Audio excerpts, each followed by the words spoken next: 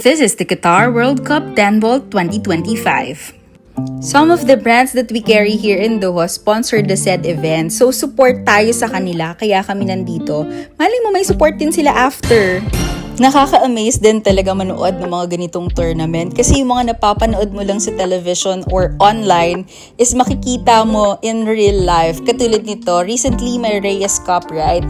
So I think he is playing for the rest of the world kasi meron doon, I think, Team Asia versus the rest of the world. Ayun, si Feather Gores, WNT World's #1. And then this guy, I think he is from Team Asia dun sa Reyes Cup. Ayan, of course, the champion of Qatar World Cup Handball 2025. Drum roll, please! Our very own Mr. Jonas Magpantay.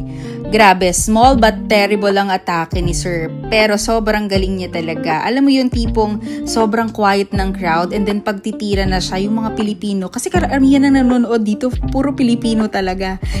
Nagsisikuhan kasi bawal lang maingay. Kami lang ata yung medyo clap-clap ganern. After the winning game, hintay kami dito sa gilid. So naririnig namin yung mga sinasabi niya sa interview niya, no?